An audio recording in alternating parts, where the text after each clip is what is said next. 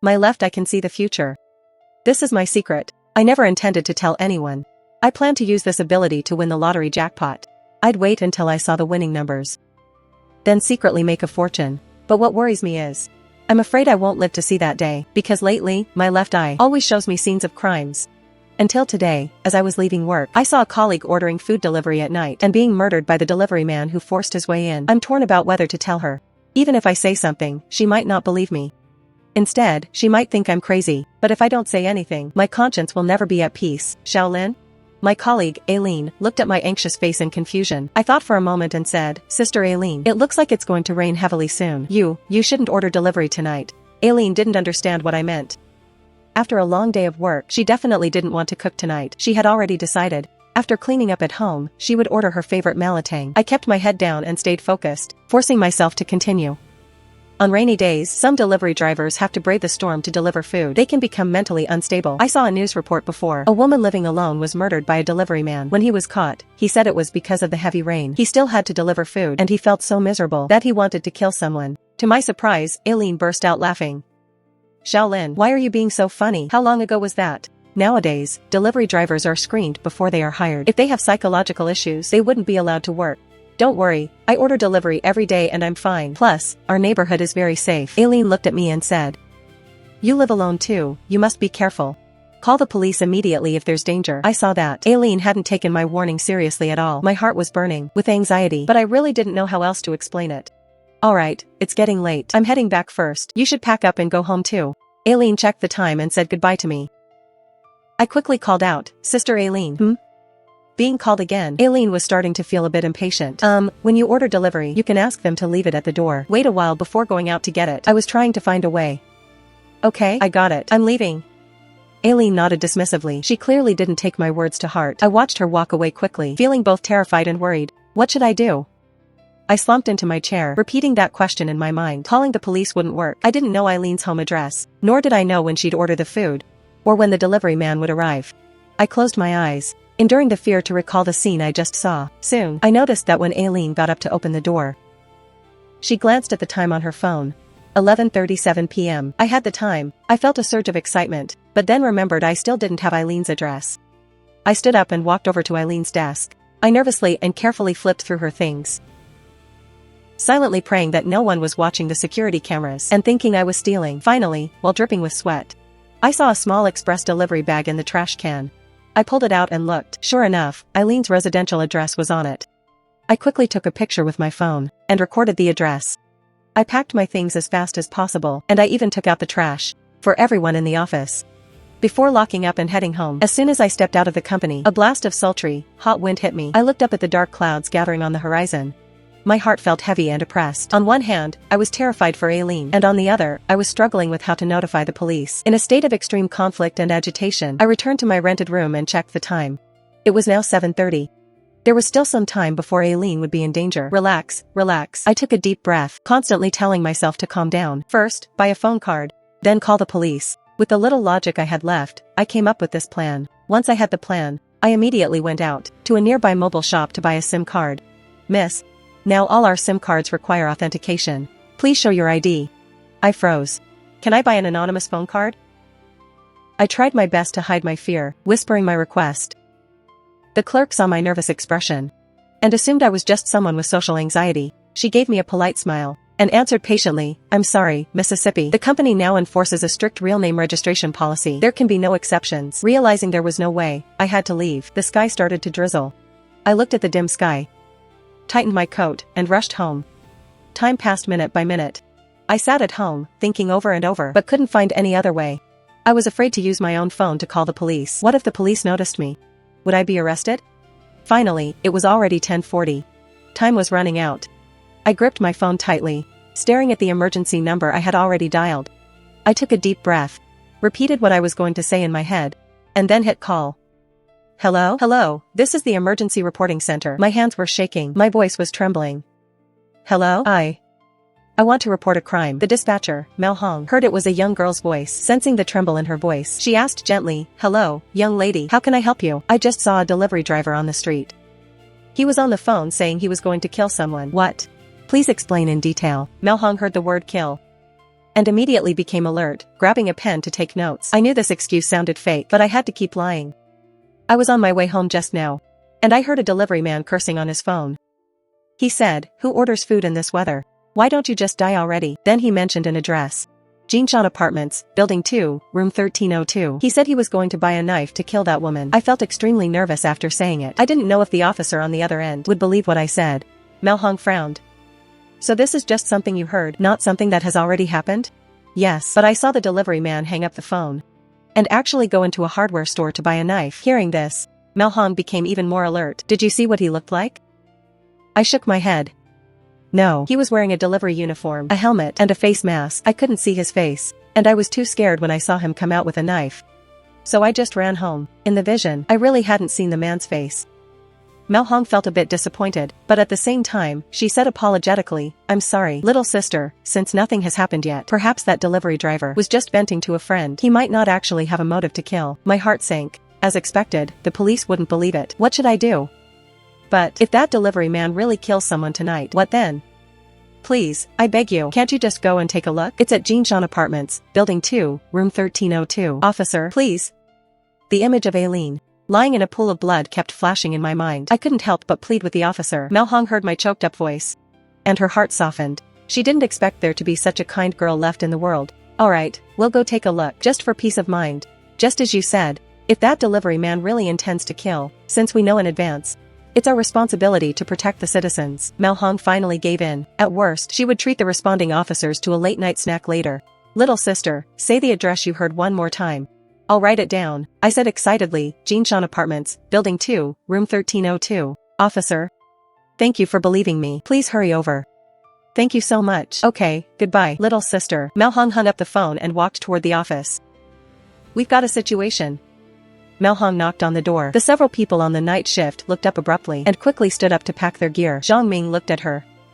"Sister Hong, what's the address?" A young girl reported it. She heard a delivery man was going to kill someone, and he's already bought the weapon. "The address is Jinshan Apartments, Building 2, Room 1302. Mel Hong looked at them and said, "Possible homicide." When Zhang Ming heard that, he immediately lowered his head to check his ammunition. He Qian, standing nearby, felt something was off. He looked at Mel Hong. "Say that again." Mel Hong felt her heart skip a beat under Captain He Qian's gaze. She forced herself to repeat what she just said. He Qian's sharp gaze fell on Mel Hong. "Where exactly did that girl hear this? Is it reliable?" Mel Hong fidgeted with her fingers. "It should be." He Qian stared at her. Mel Hong couldn't take the pressure of his stare. She had no choice but to recount the entire phone conversation exactly as it happened. After He Qian finished listening, he looked at Mel Hong. "Don't you think the girl's story is full of holes?" "Zhang Ming, you tell me." He Qian suddenly pointed at Zhang Ming. Zhang Ming, caught off guard, became instantly nervous. He recalled Sister Hong's words just now. Why did that girl just happen to hear the delivery man's phone call? If a delivery man wanted to kill someone, how could he possibly tell anyone else? And Zhang Ming scratched his head, at a loss for words. He Qian then looked at Li He behind him. "You speak." Li He immediately stood up straight. Why would that delivery man say the detailed address out loud? Exactly. Zhang Ming clapped his hands. "That's the biggest question." Mel Hong frowned after hearing them. "But the girl begged me at the end to go check." Her voice didn't sound fake. He Qian walked over. "Play the recording from just now. Let us hear it." "All right." Mel Hong turned back to her station and pulled up the recording. After listening to the recording, the officers had mixed expressions. Zhang Ming secretly peeked at the captain, then looked at Li He. "Captain, are we going or not?" He Qian looked up at the clock on the wall. 11:05 p.m. Based on the time the girl mentioned, there were 32 minutes left. To get from the station to Jinshan Apartments would take 20 minutes. He Qian said coldly, "Move out." "Huh?" Zhang Ming was stunned. He scratched his head in confusion. "Wait, Captain, didn't you just say there were problems with this call? Are we really going?" Li He pulled on Zhang Ming. "Hurry up, listen to the captain." When Mel Hong heard He Qian say to go, she breathed a sigh of relief. He Qian stopped at the door. Turning back to look at Mel Hong felt nervous again under his gaze. "Captain, is there something else?" He Qian looked at her and said seriously, "Look into it. Trace the location and information of the girl who just called. If it's a false report, bring her in tomorrow to confess and face punishment." "Oh, okay." Mel Hong nodded in understanding and immediately sat down to start the investigation. "Get your gear and let's go." He Qian retracted his gaze and spoke in a deep voice as he strode outside. Zhang Ming didn't quite understand. Boss, since you think it's a false report, why are we still going out? Lee he glanced at Zhang Ming, chuckled, and said, I think you should spend tomorrow, when you're free, studying the law carefully. He Qian walked to the car, ignoring the two behind him. At this moment, the recorded dialogue he had just heard was repeating in his mind. When he first heard Mao Hong's report, his first reaction was that someone was intentionally filing a false report. There had been many such cases before, but due to legal regulations, once a report is made, they must respond. This made the staff at the station suffer unspeakably, although those who made false reports were punished. Afterward, some people remained lawless, disregarding the rules and regulations, and continuing their open defiance. The three walked to the police car. Zhang Ming slipped into the driver's seat. I'm driving tonight. Lee he glanced at the captain, feeling the cold aura emanating from him, and immediately turned to sit in the back. When he saw the captain walk toward the passenger seat, Zhang Ming's face froze. He said softly, or, do you want to drive? Lee he raised an eyebrow. No way, I won't fight you for it tonight. Drive well, okay? The car door slammed shut. Zhang Ming felt the captain's presence beside him, and his heart was filled with regret. He had only snatched the driver's seat because he didn't want to sit with the captain. Why did the captain sit in the front today? Let's go. He Qian stared forward expressionlessly. Oh, okay. Zhang Ming immediately started the car and drove toward Jinshan Apartments. At this time, Aileen had just finished her bath, washing away the exhaustion of the day. She was chatting with her boyfriend while applying a face mask. She checked her delivery order. It would arrive in about 10 minutes. What are you doing, baby? Why aren't you saying anything? Her boyfriend's voice came through the phone. Aileen sat down after smoothing out the mask. Applying a face mask. Are you going to sleep after that? I haven't eaten dinner yet. I ordered malatang. It'll be here in 10 minutes. Speaking of which, Aileen remembered what I said after work, and suddenly laughed out loud. What's wrong? Did you see a funny TV show? Aileen lightly tapped the mask, trying to suppress her laughter.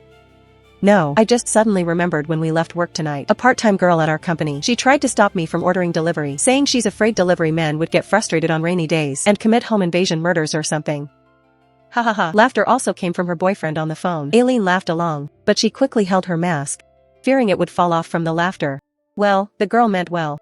That's nice. Aileen smiled and said, true, but since I'm not home, you really should be careful. When the delivery arrives, wait a bit before you go and get it. Be good. Aileen felt a warm glow in her heart from her boyfriend's concern. Alright.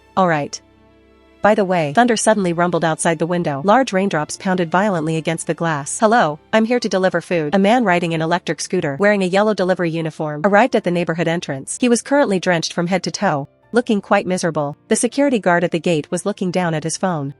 He glanced up at the man, and then looked back down to continue playing his game. The delivery man saw the guard's attitude. He was already angry because of the sudden heavy rain, and his anger flared up again.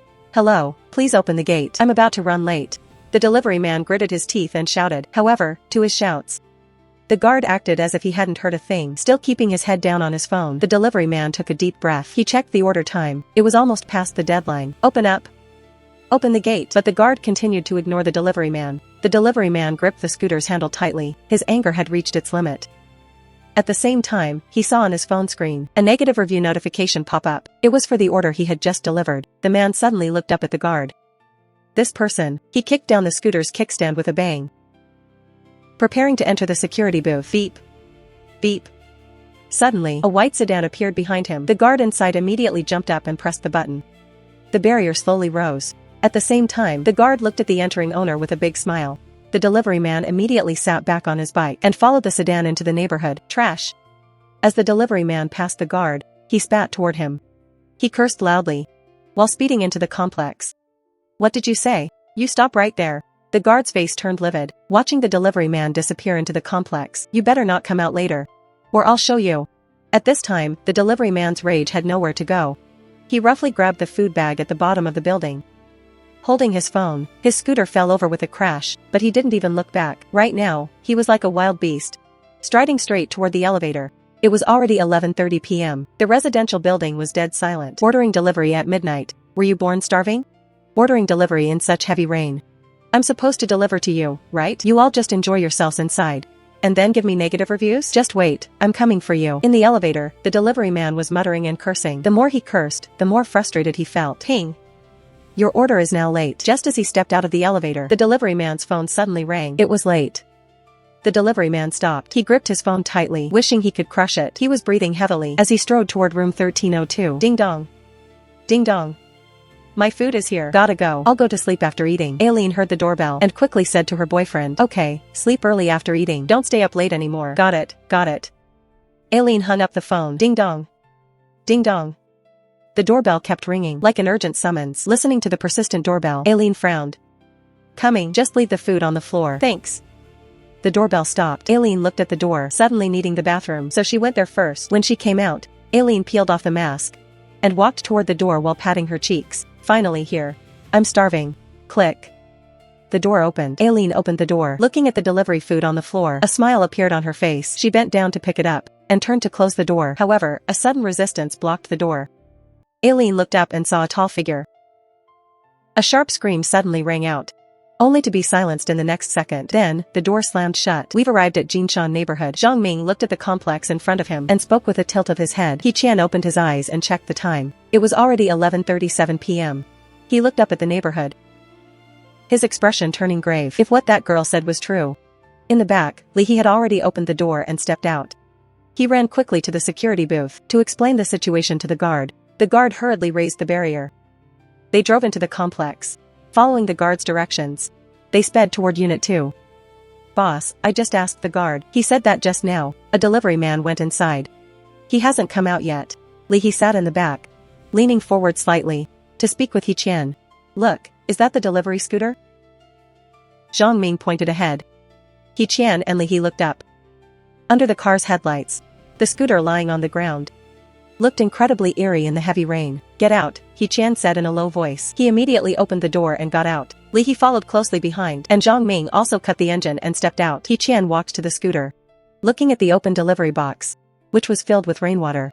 A somber glint flashed in his eyes. The three of them quickly entered Unit 2. They walked to the elevators and noticed one was stopped on the 13th floor. Zhang Ming swallowed hard, unable to help looking at Captain He Qian. He Qian strode into the elevator. Zhang Ming and Li He followed quickly. They pressed the button for the 13th floor. Once inside the elevator, He Qian pulled out the gun from his waist and quickly checked it. Li He also checked his gear, simultaneously testing the battery of his taser. Zhang Ming looked at the two of them, feeling both excited and terrified. He had just joined the force this year, hardly 6 months into the job. Every mission had been a minor incident. He hadn't encountered a murder case yet. He steadied his nerves and looked down to check his weapon as well. Ding! They reached the 13th floor. He Qian stepped out of the elevator, quickly glancing at both sides. The three men walked silently to room 1302. He Qian raised his hand. Li He and Zhang Ming stopped, their hands hovering over their weapons. He Qian pressed his ear to the door, listening. Bang! He heard something crash inside. He stood up straight and immediately knocked on the door. Bang, bang, bang. The knocking suddenly rang out. The person inside froze. Aileen looked like a corpse, a total mess. Her clothes were torn, her face covered in bruises. She was currently being held by the tall delivery man, who tightly covered her mouth. At the same time, a kitchen knife was pressed against her waist. She was trembling all over, weeping with terror reaching its peak. Hearing the knocking at the door, a surge of hope ignited in her eyes. Bang, bang, bang. The knocking continued. The delivery man leaned close to Eileen's ear and whispered a threat. Don't make a sound, or else. He Qian shouted out loudly. Hearing a man's voice, the three officers looked at each other. Plumber. The pipes upstairs are clogged. I need to clear them from your unit. Open up, I'll be done in a second. He Qian spoke urgently. The man inside was full of rage. Do you know what time it is? Come back tomorrow. I'm trying to sleep, okay? There's water everywhere upstairs. Your ceiling is going to leak in a moment. I can fix it very quickly. 10 minutes. It'll be done in 10 minutes. Just open the door. The man cursed in his heart, tightly covering Eileen's mouth. Aileen looked toward the door with hope, wishing the people outside could come in and save her. At this moment, my words from after work flashed in her mind. She was now filled with immense regret. Why did she order delivery? Instant noodles would have been fine. I'm sleeping. Just go away. No repairs, the delivery man said coldly. Outside, He Qian heard the refusal, his face turning cold and stern. He gave Li He a look. Li He nodded, took a wire out of his pocket, and walked quickly to the door. He gripped the handle and tried opening it. Hearing the sound of the handle, the delivery man inside became alert. What are you doing? Li He looked at He Qian and nodded. He Qian nodded back. He continued pounding on the door.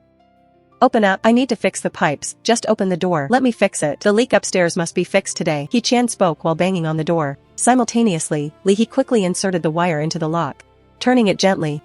The delivery man cursed in a low voice. He looked at the person in his arms, pressing the knife against her neck. Get in the room. Aileen was forced into the bedroom, tears flowing. The delivery man then tied her up and gagged her mouth, Behave yourself, he warned. Don't make a sound. Or I'll gut you. He Qian noticed the silence inside. He urged Li He on. Li He was sweating profusely from anxiety, speeding up his movements. Bang, bang, bang. Open up. Open the door. The delivery man quickly took off his uniform. He walked to the wardrobe, opened it, and found some men's clothes inside. He quickly pulled one on. Coming. Stop banging. It's the middle of the night, aren't you annoying? The delivery man shouted. Coming. Stop banging. It's the middle of the night, it's annoying, the delivery man yelled. Then, he closed the bedroom door. Before closing it, he gave Aileen a warning look. Aileen closed her eyes in terror. Remaining motionless, the man quickly shut the door.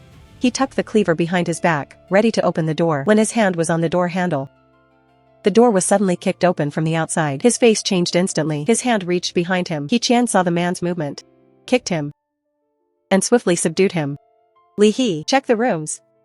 Li He immediately began searching. The delivery man was pinned to the floor, roaring loudly. Who are you? What are you doing? You're breaking and entering. Let me go. Zhang Ming looked at his captain. He hesitated for a moment before quickly following Li He to search. Li He saw the delivery boxes on the floor and the messy living room. Suddenly, he heard a sound from the bedroom.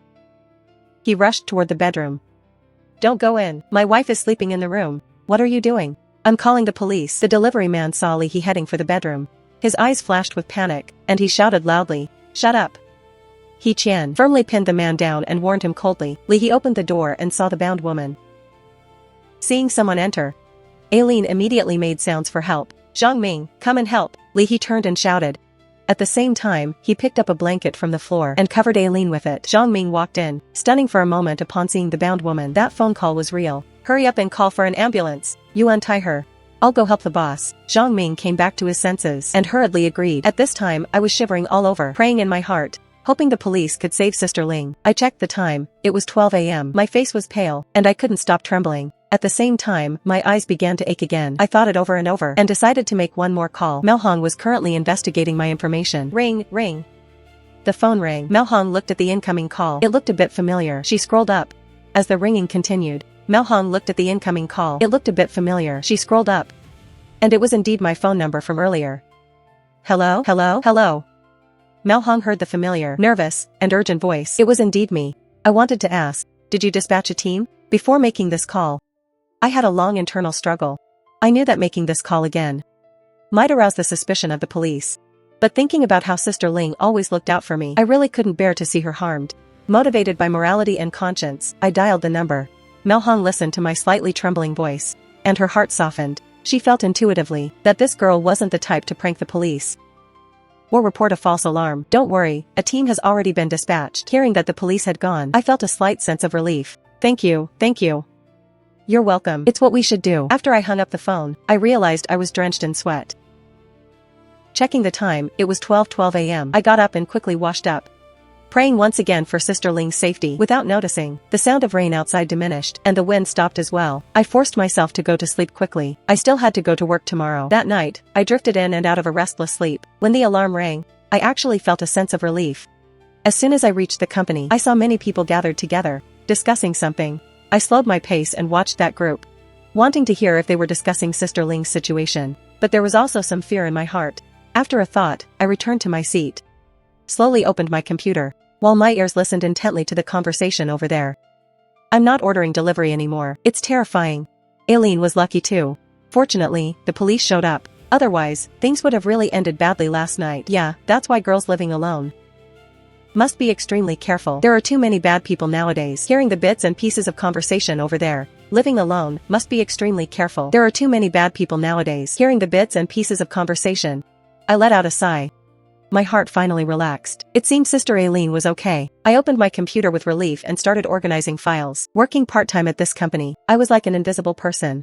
I was only responsible for organizing data and didn't have to worry about anything else. Usually, I only spoke with Aileen and two other girls who were also part-timers. I didn't really talk to anyone else.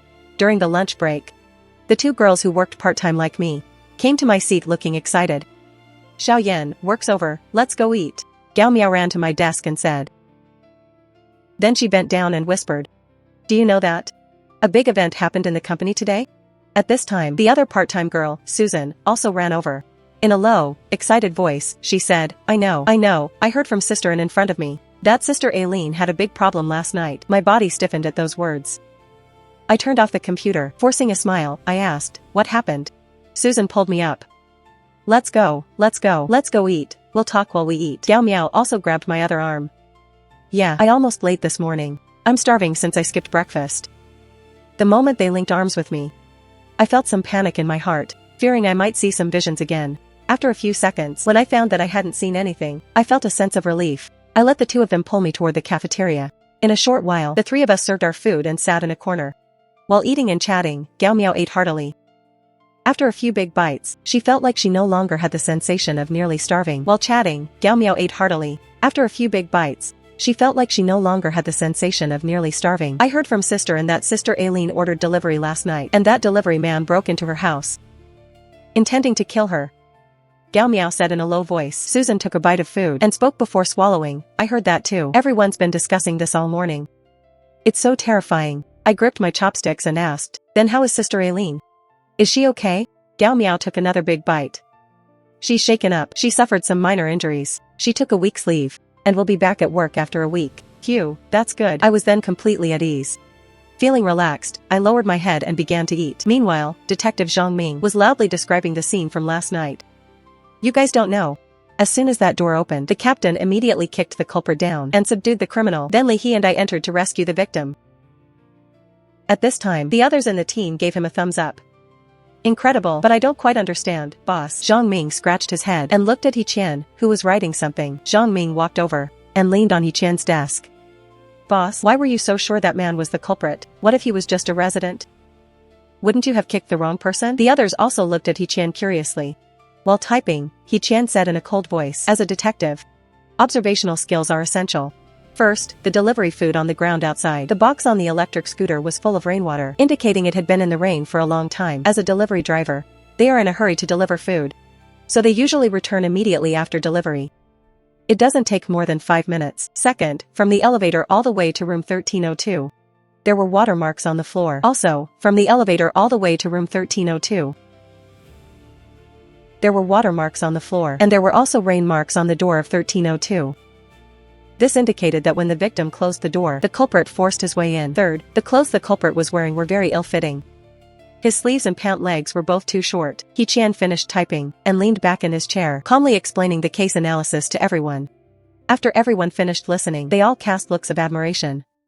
Clap, clap. The sound of clapping suddenly came from the doorway. Everyone turned to look and immediately stood up. "Hello, Director." Director of Investigation, Zhao Mingshan, looked at He Qian with a satisfied face. This was a person he had personally recruited. Those in the neighboring departments couldn't take him away. Now it seemed his guess was correct.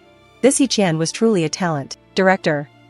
He Qian watched the director walk over and greeted him. Zhao Mingshan nodded, walking over with a wide smile. "Xiao He, I heard you caught a home invader last night. It was actually an attempted homicide. He had the intent to kill. The victim is currently still in the hospital. We will go and take her statement in a while," He Qian said calmly. He wasn't proud because of the director's praise. Zhao Mingshan looked at the calm He Qian and felt even more satisfied. This was someone sent down from above for training. With this talent here, he believed his chance for promotion was not far off. "Keep up the good work. Just say if you need anything, I will approve it." After Zhao Mingshan gave some encouragement to He Qian, he left with a smile on his face. In the office, the others looked toward He Qian with eyes full of envy. He Qian got up with a cold face. "Zhang Ming, Li He, the two of you go to the hospital now to take the victim's statement." "Yes, Captain." The vice captain, Ma Yi, walked over. "Captain, is there anything else?" He Qian looked at Ma Yi. "Yes, you take some people too." The vice captain, Ma Yi, walked over. "Captain, is there anything else?" He Qian looked at Ma Yi. "Yes, you take some people for interrogation. Interrogating the suspect." "Got it." Ma Yi led the people away. He Qian checked the time and walked toward the dispatch room. Mao Hong saw He Qian coming and immediately took out the information she found last night. At the same time, she told him, "Last night at 12 o'clock, another call came in, asking if anyone had been dispatched." He Qian looked at the documents in his hand with a grim face. When he saw my photo, he raised an eyebrow. "A recent college graduate?" At the same time, he looked further down, reviewing my resume and life history since childhood. "I see. I'll take this." After He Qian finished reading, he told Mao Hong, took the documents, and left. Back at his seat, He Qian looked at my information, his mind racing. After bringing the culprit back last night, he had asked him who he had called. The culprit looked blank, saying he hadn't called anyone. Moreover, the motive for the crime was a sudden impulse. He had also checked the culprit's communication records. There were only communication records with customers and no record of calling anyone, as I had described. So, why did this girl know the culprit was going to commit a crime last night? He-chan looked up at the people in the office and arranged for them to investigate the delivery man's route yesterday. At the same time, he ordered an investigation into the victim's interpersonal relationships. Coming out of the interrogation room, Mai looked suspiciously at the people who were leaving. He walked to the captain and asked him, why investigate the victim's interpersonal relationships when I was just interrogating the culprit? He said it was a crime of impulse. He-chan looked at my information and looked up. Check it just to write the case analysis. Satisfied, Mai nodded, showing he had learned something. Finally, work was over. I looked at the hospital where Sister Aileen was staying and decided to visit her. I calculated my living expenses. It was good, although I overspent a little this month. It was still manageable. Buying a fruit basket was still okay. And this is the basket. I knew fruit baskets near hospitals were expensive, but I didn't expect it to be this ridiculous. Just this bunch of grapes, 4 apples, a bunch of bananas, and 2 oranges cost 188 yuan. Clutching my heart, I paid and entered the hospital. This hospital was very close to Sister Eileen's residential area. It was a private hospital. I walked to the reception desk and asked for Sister Eileen's ward number. The nurse at the reception desk guided me with a very polite attitude, personally leading me to Eileen's ward. This is Miss Eileen's ward. You may go in and visit her, the nurse said with a face full of smiles. I quickly thanked her. Thank you. You're welcome. It's my job. Watching the nurse turn to leave, I looked at the ward door, knocked carefully, and then gently pushed it open. At a glance, I saw Sister Aileen lying weakly in the hospital bed. Sister Aileen, I called softly. She opened her eyes, looking stunned for a moment when she saw me. She quickly sat up. Xiaoyan, why are you here? Come in and sit down. I walked quickly to the bedside, holding Sister Eileen's arm to help her up. As she sat, Aileen looked at me. She recalled what I had said last night. When we finished work, Aileen sighed deeply. Her eyes still flickered with fear. I should have listened to you last night. I shouldn't have ordered takeout. I really didn't expect there could be such a person in society today. As Aileen spoke, she couldn't stop herself from trembling. The memory terrified her. If He-chan hadn't come, she might be. Sister Aileen, don't think about it. You're safe now. I didn't know how else to comfort her. After all, what happened was truly haunting to recall. I looked around the room. It was a private single-patient room. Sister Aileen, is your family here? Aileen shook her head. I didn't tell them, but my boyfriend rushed back. He's downstairs getting me food right now. That's good. As long as someone is here to care for you. I nodded. Aileen looked into my eyes and frowned.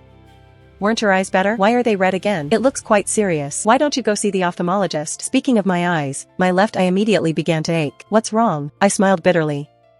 They were fine until you mentioned it. Now they hurt. No, you must go see a doctor. Just then, a nurse came in to give Aileen medicine. Excuse me, nurse. Where's the ophthalmology department? My friend's eyes are very red. And they hurt, Aileen asked the nurse quickly. The nurse turned to look at my eyes and frowned slightly. It does look quite serious. Hearing the nurse say that, my heart skipped a beat. Whether it was psychological or not, my eye hurt even more. Ophthalmology is on the 2nd floor. Do you need me to take you? The nurse said gently. I shook my head.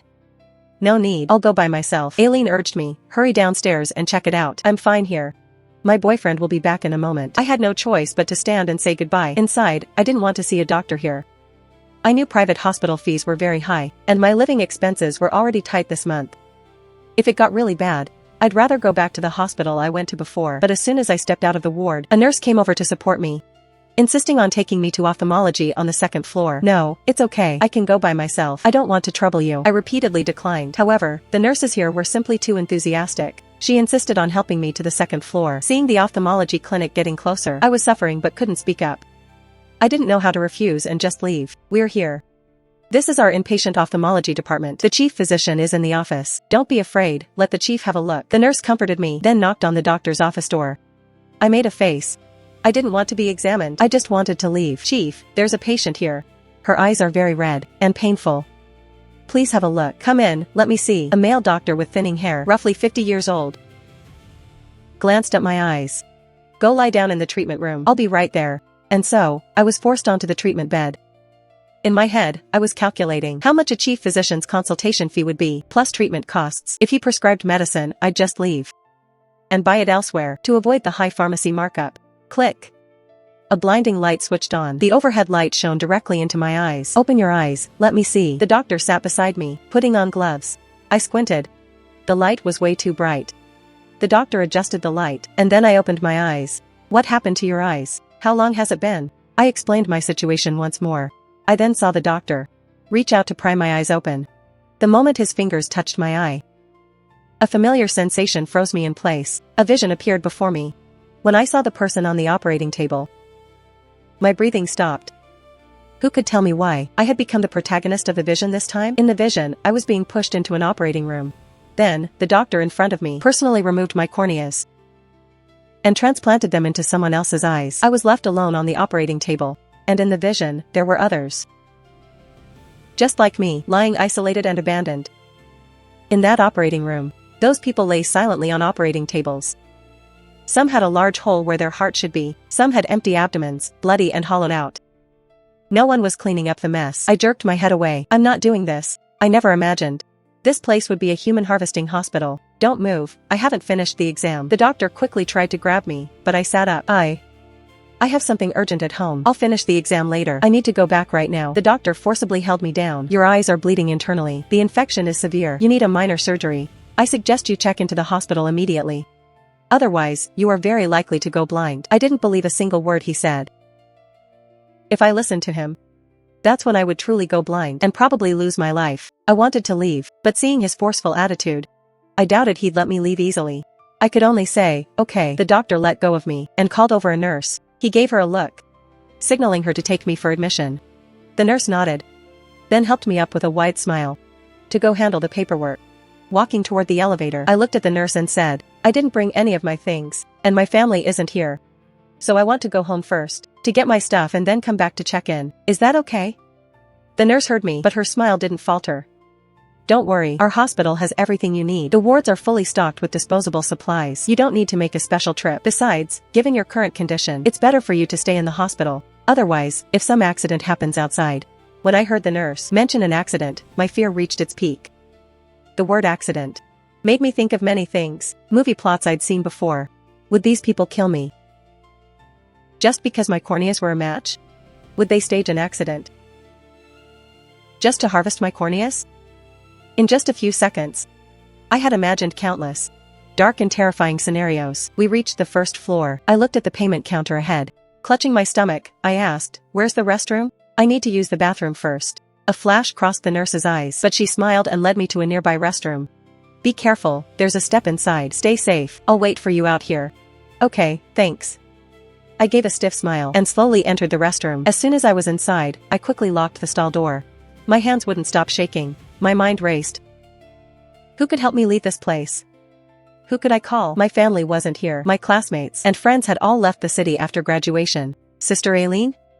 But the next second, I felt discouraged. Sister Aileen was the one who recommended I see a doctor here. If these doctors told her my condition was serious, she would likely try to persuade me to stay. What should I do? Knock, knock, knock. Suddenly, the stall door was struck. I froze in terror, my heart pounding wildly, feeling like it might jump out of my throat at any second. Yes. I'm in here. I shouted. Miss Yen, are you finished? The staff over there is about to go off duty. We need to hurry with the paperwork. The nurse urged. I said nervously, my stomach hurts a bit. Please wait a moment. Alright, please hurry up. Okay. I heard the nurse step back. I quickly unlocked my phone, wondering if I knew anyone else in C-City. Otherwise, my finger stopped on Dr. Yang's number. This was Dr. Yang Lin's number. The last time I saw him, I saved it, but I was hesitant. I had no real relationship with Dr. Yang. If I suddenly called him for help, would he even help me call the police? That wouldn't work. It made no sense. The police definitely wouldn't dispatch for this. What should I do? I was anxious and panicked, and beyond terrified. Finally, I decided to call Dr. Yang. I prayed in my heart, hoping Dr. Yang would help me, considering I had helped him once before. I prayed fervently, hoping Dr. Yang would remember my favor and help me. The phone rang with a beep beep. My heart was in my throat. Hello? Hearing that familiar voice, I suddenly felt like crying. Hello? Hello, Dr. Yang? It's me.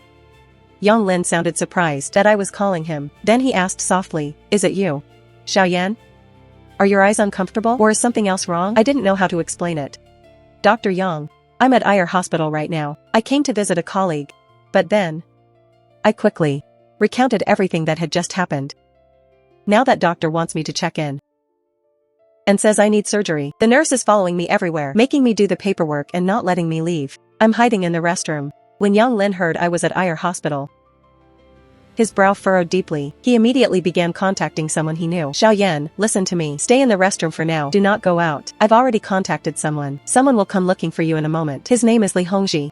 Yang Lin spoke to me patiently yet quickly. Calm down now. Listen to me. Take a deep breath. Don't be afraid. If they come in to drag you out, don't resist. Follow their instructions for the paperwork first. They won't operate on you tonight. It would be tomorrow at the earliest. Don't be afraid. Hearing Yang Lin's voice, I took a deep breath, forcing myself to calm down. Thank you, Dr. Yang. I really couldn't find anyone else, I said. I understand. Don't worry, wait for me to pick you up. Yang Lin had already reached the parking lot. He drove quickly toward IR Hospital. Meanwhile, the nurse outside had grown impatient. She came in and knocked again. Miss Yan, are you ready? They're about to close over there. Miss Yan. I gripped my phone tightly. The call was still active. Yang Lin heard her voice on the other end, and whispered, don't be afraid. Relax. Raise your voice and be a bit firmer. I followed Yang Lin's instructions to relax. My voice steadied. I said loudly, I'm busy right now. I followed Yang Lin's words, trying to stay calm. My voice steadied. I shouted, my stomach hurts so much I can't get up. If they're off duty, let them be. It's fine if I do it tomorrow. The nurse outside heard my words. Her face full of impatience. A flicker of displeasure crossed her eyes. Miss Yan. The doctor said you must be admitted tonight. There are treatments to be done.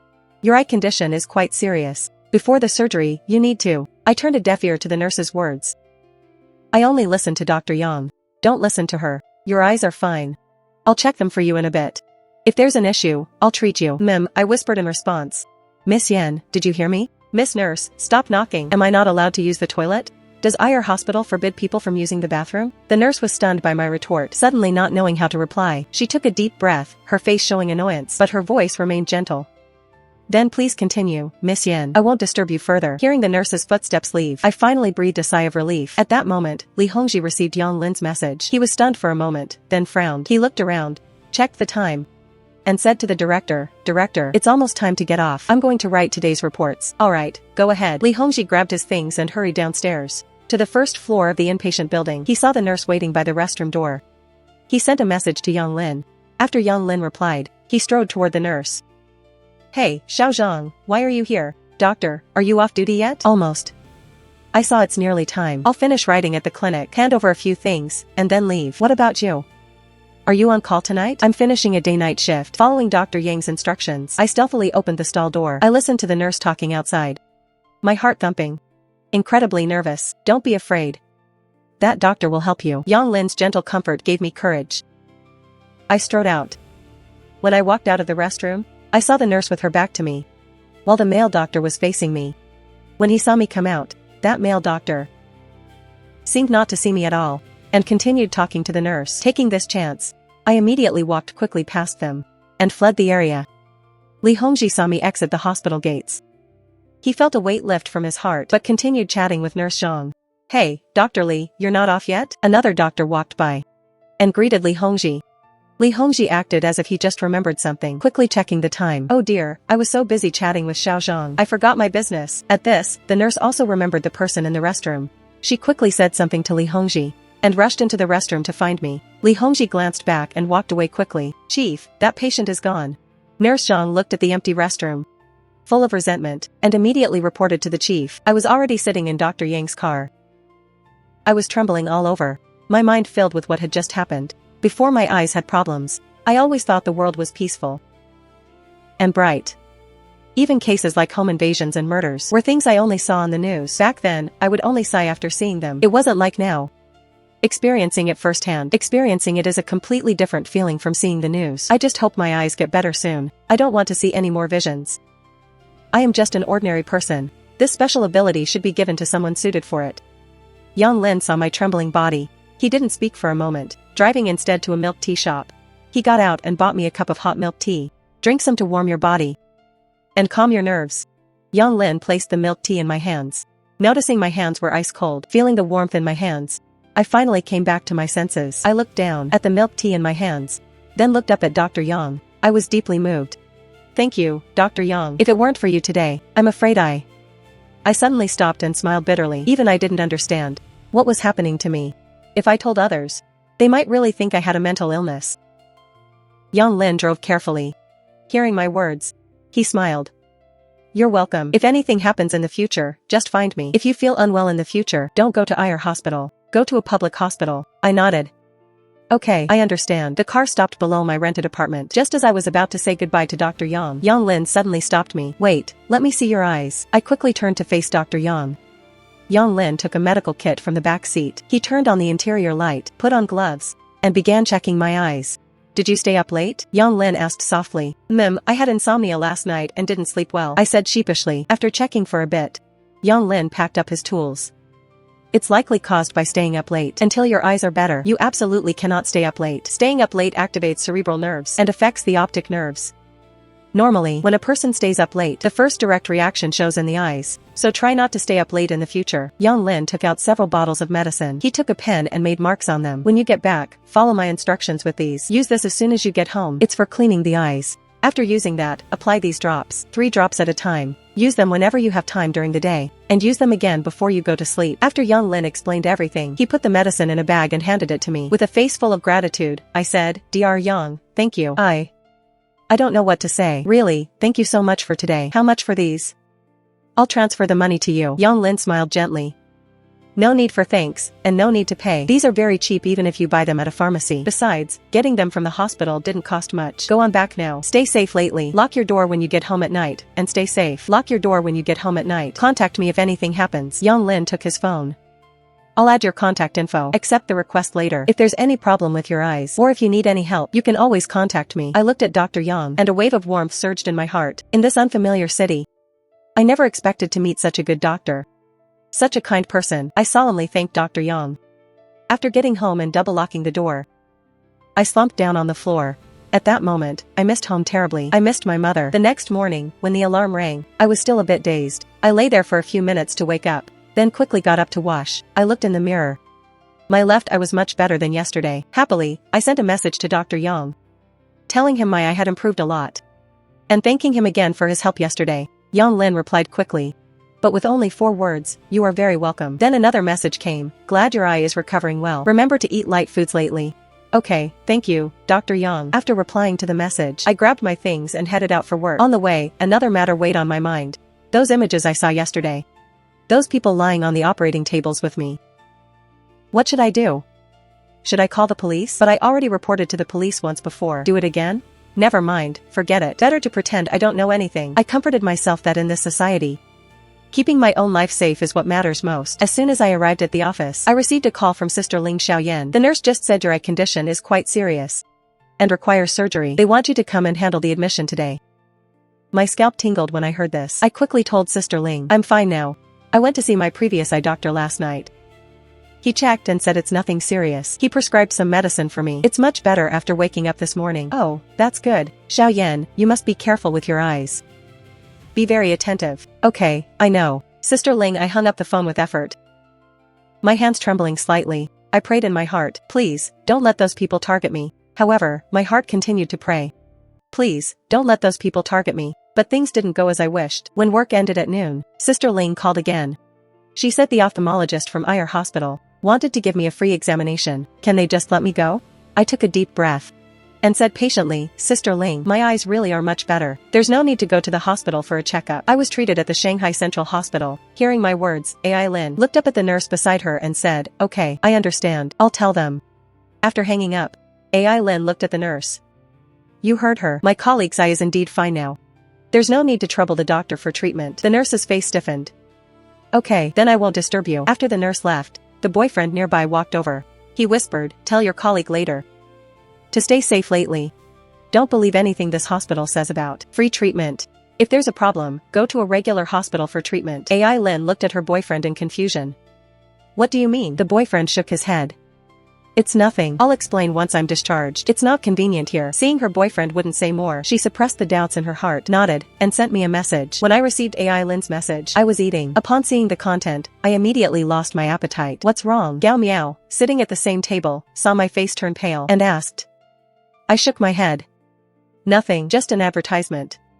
Gao Miao lowered her head and continued eating. I ate my meal without tasting it, mulling this matter over, praying in my heart. I hoped that hospital would stop targeting me. IR hospital. Is that girl's situation fully investigated? Fully investigated. She's a college student who just graduated this year. She works alone in Shanghai as a part-timer. Her classmates and friends aren't in Shanghai, and her family is out of town. The person speaking was the very ophthalmology chief who had examined me last night. There was also a nurse. The patient's identity this time is important. Those above have been rushing us for 2 days. People have been arranged. Find a way to get that girl's blood. Nighttime. I put several locks on my apartment door.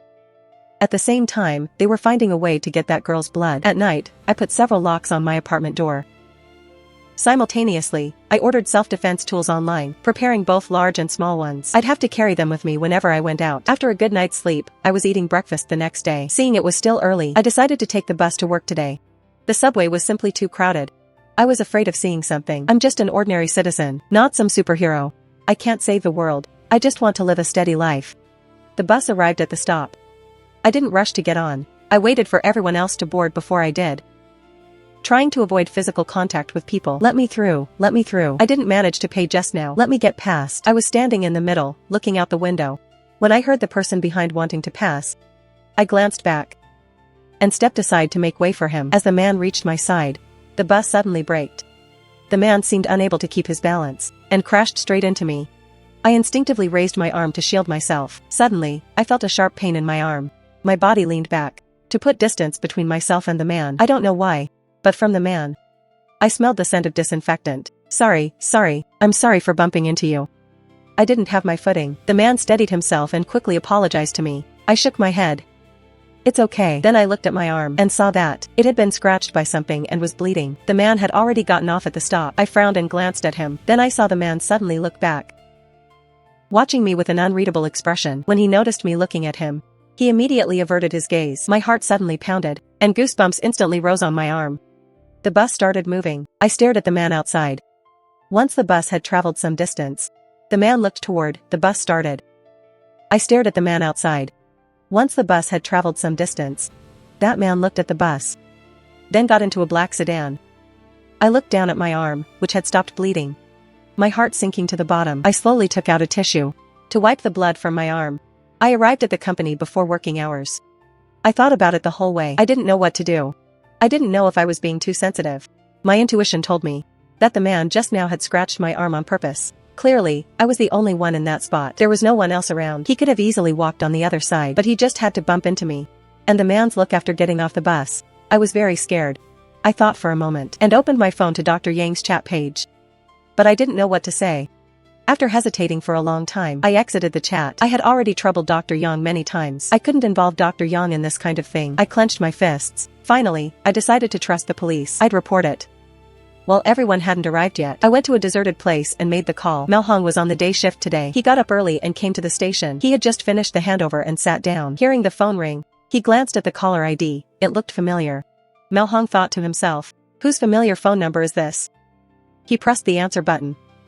Hello, this is the criminal investigation team. How can I help you? I recognized it as the operator from that night. I said softly, hello, officer. I want to report a case. Mao Hong was stunned upon hearing the voice. This was the girl who reported a case 3 nights ago. Her name is Lin Xiaoyan. Yes, that's the name. Did you encounter something? For some reason, Mao Hong's heart was a bit. Her name is Lin Xiaoyan. Yes, that's the name. Did you encounter something?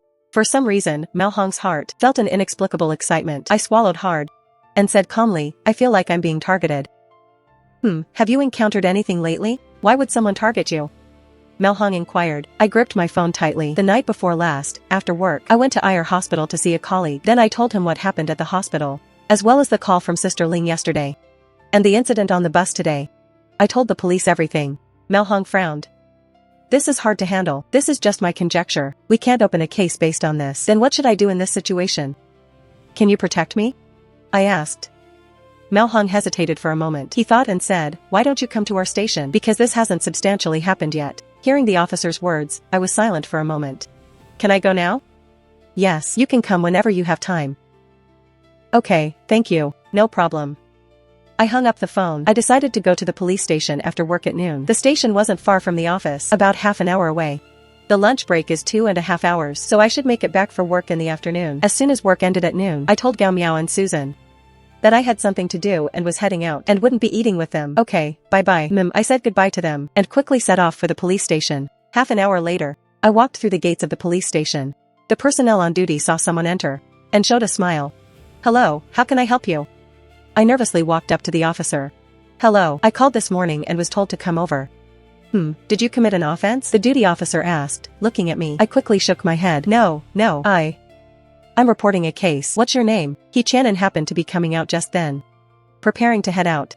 Suddenly hearing a familiar name, he stopped in his tracks. He looked at the girl in the hall and walked over. You say you're here to report a case. What happened? I found out someone wants to kidnap me. I clenched my fists and spoke up with courage. Shannon stood aside, looking at me. It matched the information he had. Lin Xiaoyan, female, 24 years old, graduated college this year. Introverted personality, socially anxious, simple social circle. Shannon walked over and tapped on the desk. Come inside with me. I looked in terror at the expressionless, tall officer. What for? My voice was trembling. I regretted it. I wanted to leave. The officer looked too scary. Could he be a bad person? Shannon noticed I was a bit scared. His voice softened. It's okay. I just heard you say you want to report a case, so I want to understand the situation. Can I not go in? I took a step back, regarding my caution and fear. Shannon was a bit puzzled. He said patiently, it's okay. It's just to learn about the situation. There are other officers inside. Let's go. Shannon turned and walked inside. I stood in place, hesitating. The officer from just now whispered to me, don't worry. That's our captain. He just looks a bit serious, but he's a very good person. Go on. Okay. I mustered my courage and followed. Hearing the footsteps behind him, Shannon walked toward the office. Chief, weren't you heading out for something? He asked in confusion. When he saw the captain return so soon, Shannon walked to his desk. Someone's here to report a case. I brought her in to ask about it. Oh. He continued eating his instant noodles. I followed Shannon to where they worked. Seeing other officers inside, my heart eased slightly. Sit. Shannon pulled a chair for me. Thank you. I sat down cautiously, only perched on a third of the seat. Shannon glanced at me, lowered his head, took out a pen and paper, and said, tell me, why are you reporting a case? I opened my mouth, looked at the officer in front of me, and after some thought, said, the night before last, I went to IR Hospital to see a colleague. Hearing IR Hospital, a dark light flashed in Shannon's eyes. He wrote the words AI Lin victim in his notebook. And then, my eyes were recently injured. My colleague suggested that I get a checkup at IR Hospital. Later, I took the chance while the nurse wasn't looking and left the hospital. When I mentioned being forcibly dragged by the nurse to handle hospital admission, Shannon lowered his head, lost in thought. This morning on the bus, a man deliberately bumped into me, and then my arm was scratched and bled. I raised my arm to show the officer. Shannon saw the scratch on my arm. He took a look. It was indeed caused by force, so I suspect. I showed a difficult expression, not knowing how to say it. Shannon looked at me. What do you suspect? I was hesitant. He really didn't know how to put it. Seeing my troubled look, Shannon put down his pen and looked at me. There's something I want to ask you. I looked up at the officer. Do you know AI Lin? My heart tightened. Yes. What is your relationship? At this point, my mind was a mess. I suspected this officer knew that I was the one who made that call, and that he had found something out. I slowly explained my relationship with AI Lin. When we were recording the statement, AI Lin once said a sentence. She said she should have listened to you, and not ordered takeout. Shannon's eyes were fixed on me. Hearing this, my face turned somewhat pale. Do you know Lian? I shook my head stiffly. Recognize Lian? That's the delivery guy who broke into AI Lin's house that night. I lowered my head, pinching my fingers tightly. We interrogated Lian. He said he only decided on a whim after entering the complex to commit the burglary and murder. He didn't make any calls outside, nor did he tell anyone about his intention to kill. Yet you made a report on the night of the 19th, claiming you heard a delivery guy. My lips trembled. I told myself not to be nervous. Perhaps the delivery guy I heard isn't the same person you caught. I looked at Shannon and said. However, Shannon's gaze was too sharp. I felt that all my disguises were seen through by the man before me. Then why? Could you accurately provide AI Lin's address? According to what Lian said, this delivery, from the time he took the order to delivery, only passed through his hands. No other delivery workers had contact with it. Where were you? At what time did you hear that delivery guy's call? Tell me the content of the call you heard. One more time. I was at a loss inside. What should I say? The things I said back then were made up on the spot. Saying it again now, it'll definitely be different from before. I looked at the officer, took a deep breath and asked, what are you trying to say? I have no connection to that delivery guy. I just didn't want to see Sister Ling get hurt. He Channon raised an eyebrow, leaned back in his chair, crossed his arms and looked at me. Then can you tell me, why did you know that Lian was going to kill Ai Lin that night? After thinking for a moment with my head down, I looked up at He Channon. I knew that if I didn't explain clearly, I would be judged as an accomplice of that murderer. I sighed in my heart and looked at He Channon. If I tell you, will you arrest me? He Channon looked at me, his gaze cold. Indeed, this woman had a secret. Could she be an accomplice of Lian? Lian didn't tell the truth. What was their motive behind this? I didn't expect the officer to say anything. I looked at He Channon and said, on the night of the 17th, because I wanted to take a shortcut home. I walked through a construction site behind our complex. As I was walking through the site, where there was a pile of lime and sand, a gust of wind suddenly blew, and then my eyes got filled with lime and sand. He Channon frowned, looking at me coldly. Li He, behind him, thinking I was about to confess some criminal process, had already started recording my words. Then my left eye started hurting terribly. I had no choice, so I went to a clinic to buy a bottle of saline to wash it. But when I woke up the next morning, it still hurt a lot, and it was very red. It seemed like it was bleeding. I thought about the things that happened these days. It was like a dream. I desperately hoped for the day I would wake up. Seeing that my eye condition was serious, I took leave from the company to prepare to go to the hospital for a checkup. I was on the Route 46 bus at the time, heading to Haisher Central Hospital. A man on the bus was about to get off. He squeezed past me, and when he touched me, a vision suddenly flashed before my eyes. I saw the man getting off the bus, accidentally getting hit by an e-bike riding past from behind. The bus driver didn't see it and kept driving, and then there was a vision of him being crushed by the bus. He Channon's brow furrowed even tighter. At this moment, he somewhat suspected whether I had some kind of mental issue. Li He, behind him, was also a bit dazed, holding his pen, not knowing whether to continue writing. I continued, asking if I should keep going. I continued my story. I thought I was having a hallucination, but then the bus stopped, and the man was the first to get off. Then, a scene identical to the vision I saw played out in reality. That man was crushed by the bus. Hearing this, He Channon recalled that 2 days ago there indeed had been an incident of a bus crushing a passenger. I reached the hospital and continued to have my eyes checked, but when the doctor touched my eye, I saw another vision. Li He perked up his ears to listen, continuing to record in his notes, feeling a bit excited inside, as if it were a plot from the novels he usually read. He Channon still didn't say a word, just staring at me quietly, listening to my narration. I saw a man causing a scene at the hospital. Then, this Dr. Yang, who was examining me, when he went out to talk to the man, his arm was slashed by that man with a knife. He Channon sat up straight. What was that doctor's name? Yang Lin. When He Channon heard this name, a dark glint flashed through his eyes. He sat up straight and stared at me. I was very scared at the time. I didn't know what was wrong with me. That evening, everyone at the company had finished work. Sister Ling said a few words to me before she left. The moment she touched my shoulder, the familiar vision appeared again. Thinking of the vision where Sister Ling was brutally murdered, I still couldn't help but tremble. I saw that delivery guy kill Sister Ling. Sister Ling was lying in a pool of blood. I looked at the investigator. So that night, I made the police report. I said with a bitter smile, I don't know why I can see those visions. I was afraid of being captured and sliced up for research, so I didn't dare tell the truth. And of course, if I told the truth, you guys wouldn't believe me either. Just like now, don't you think I'm lying? That I'm crazy? He Channon looked at me and told me to continue. I continued about leaving work last night.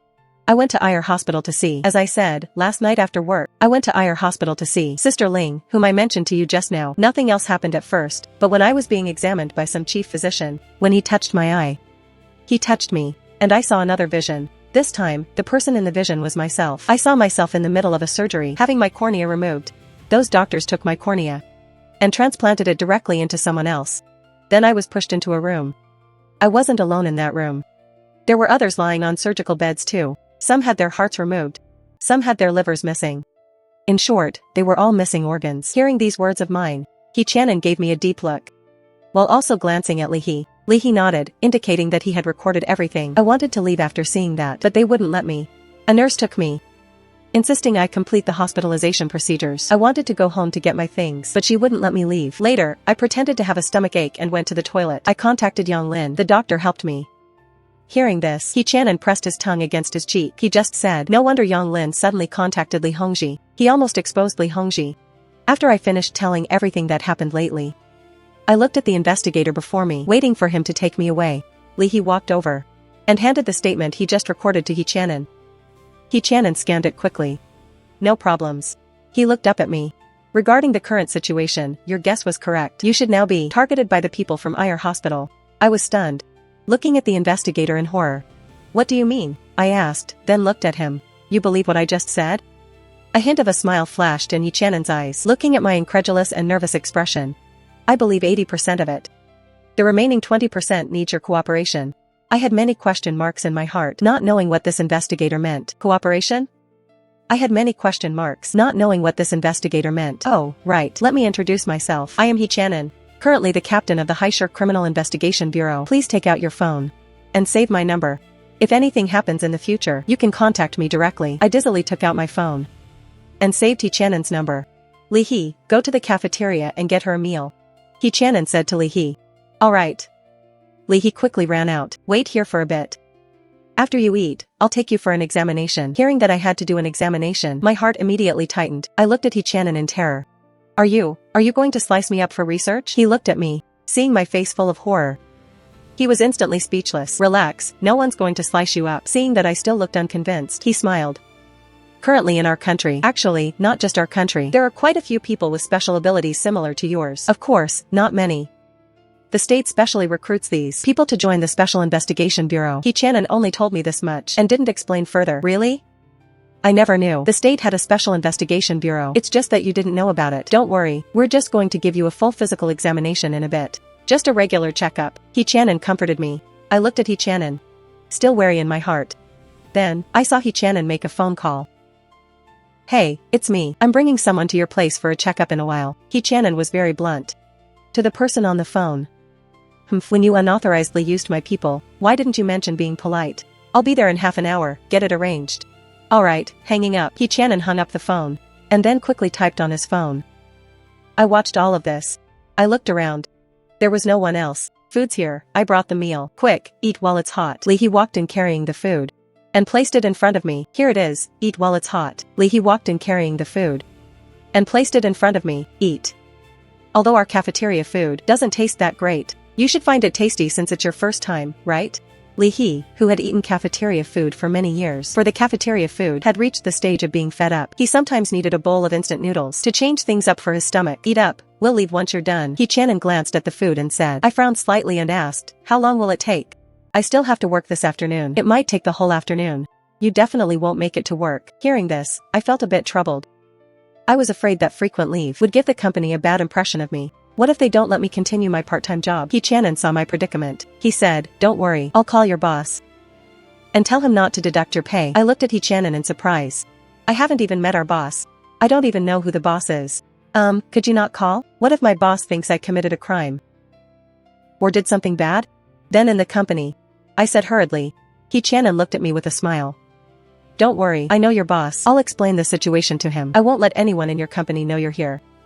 Go ahead and eat, okay? I looked down at the 6-dish meal and was suddenly famished. Yi Channon got up and walked outside. Li He followed him out with his instant noodle cup. Jingyi was just about to go to a meeting. He was stunned when he saw Yi Channon calling. He was stunned. He didn't know why this guy was suddenly calling him. A busy man, aren't you? You finally have time to think of me. Jingyi answered the phone and retorted sarcastically. Yi Channon listened to the voice on the other side. Expressionless, he asked, where are you now? At the company? Which company are you talking about? Why, are you coming to see me? Jingyi joked, while waving the others to go to the meeting room first. That company you just acquired, Jingrui Company. I'm borrowing someone from you. She's a part-timer at your company. Her name is Lin Xiaoyan. Give her half a day's leave for me. Oh, and it's the kind where she still gets paid. Yi Channon stated his request directly. Lin Xiaoyan? Jingyi was stunned. Give her half a day's leave for me. Oh, and it's the kind where she still gets paid. Yi Channon stated his request directly. Jingyi was stunned for a moment. Who is she? Yi Channon pinched the bridge of his nose. He said patiently, you don't need to know who she is. I'm just letting you know. Just pass the word down. She's taking a paid leave this afternoon. Oh, and right. She might need more leave in the future. Tell the HR department to note it down. It's all paid leave. Pay her salary as usual. She needs to assist us with a case. If she's assisting you with a case, why am I paying her salary? Why don't you guys pay her? Jingyi was amused by Yi Channon's domineering words. Yi Channon was completely blunt with him. I told you, just pass the word down. I'll treat you to dinner at Sifeng Pavilion when I have time. When Jingyi heard about dinner at Sifeng Pavilion, he smiled. Fine, I'll be waiting for you to treat me to dinner. That's it, then. Contact you later. He-chan hung up the phone and walked to the office door, looking at my back. His gaze was murky, thinking about who knows what. I quickly finished my meal. Just after I finished, I received a message from my department manager, saying that he had approved my leave for the afternoon. It was the paid kind, and told me not to worry. I looked at the message, full of confusion. It was actually paid leave. He-chan saw that I had finished eating, and walked in. Finished? Then let's go. He leaned over and picked up my empty plate, placing it outside. I hurriedly got up and followed behind He-chan. The words paid leave kept flashing in my mind. He went to put away the empty plate. He immediately stepped forward and took the plate. Keep what happened just now confidential for now. Don't tell anyone. He-chan instructed He nodded. Understood, Captain. I won't say anything. Mei-chem. He-chan turned and looked at me. Let's go to the hospital. The nervousness in my heart rose again. With heavy steps, I followed behind He-chan. The whole way, I kept my head down in silence, thinking of all sorts of possibilities. We're here, get out. He-chan unbuckled his seatbelt and said. I snapped out of it and looked out of the car. This was actually Haishur Central Hospital. Suddenly, the passenger door was opened. He-chan stood outside and said gently, come down. I hurriedly got out of the car, looking at the bustling hospital, somewhat in disbelief. Why is it here? He-chan turned to look at me. Where did you think it would be? We've arrived. Where are you? He-chan sent a voice message. Ding dong. There was a reply soon after. He-chan looked at his phone, put it in his pocket, and led me into the hospital. I watched the direction they were walking in. It got more and more familiar until we reached the door of ophthalmology. Dr. Yang? I looked at the person inside in surprise. Yang Lin had just finished his call. When he saw that the person his cousin brought was actually me, surprise flashed in his eyes. He looked at his cousin. Xiaoyan, it's you. What's the situation? Yang Lin looked at He-chan. He-chan pulled out a chair and gestured for me to sit down. He then closed the door and sat down himself. Give her eyes a checkup first. Yang Lin leaned back slightly. Her eyes are fine. I checked them before. Not a regular checkup, a deep-level examination. He-chan said. Yang Lin looked at me, then back at his cousin, frowning. What do you mean? He got up and walked over to me. Come, lie down here. He glanced at He-chan. What did you say is wrong with her? I lay down. Yang Lin took his tools and began to carefully examine my eyes. He said when people touch her, she can see what happens next. He-chan stood aside, watching Yang Lin's examination. I quickly explained, no, that's not it. Some people touch me and I don't see anything, and I only see some visions of bad things about to happen. If I could see the future, I would go straight to the future. I'd go straight to buy lottery tickets. Who would still be a hard-working wage earner? I muttered softly. Hearing my words, smiles flashed in the eyes of Yang Lin and He-chan. Alright, get up. Yang Lin reached out to help me up. So that scene before was because I touched you. And you saw that I was going to get hurt? Yang Lin asked with a smile. I nodded. Yes, I saw that man who was causing a scene slash your hand and arm. When Yang Lin heard his hand was slashed, the smile on his face gradually faded. Then he looked at me and solemnly thanked me once again. Thank you for bravely stepping in back then. Otherwise, I might have had to say goodbye to my medical career. A bitter smile appeared on Yang Lin's face. I completely rely on these hands for my livelihood. Thank you for saving them. I waved my hands repeatedly.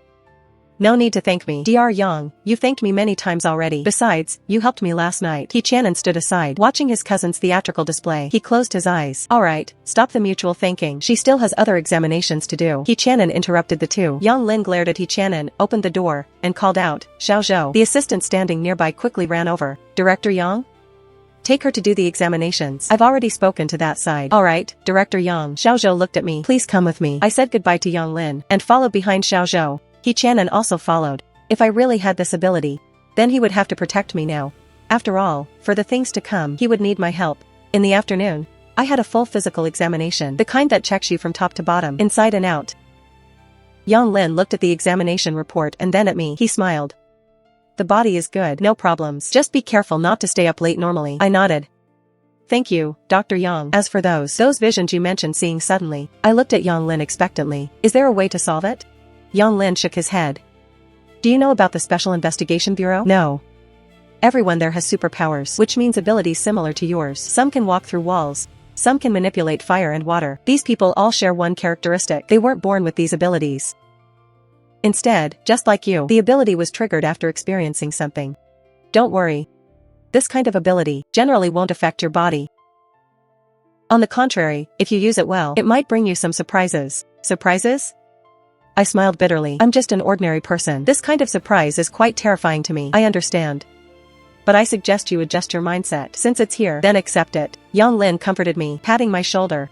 He Chanin, nearby, didn't say a word. He was currently taking photos of the report sheets one by one. Knock, knock. Suddenly, there was a knock on the door. Yang Lin walked over and opened the door. Sorry, ophthalmologist Dr. Li, why did you come over? Yang Lin was surprised when he saw who it was. He immediately pulled him in and closed the door.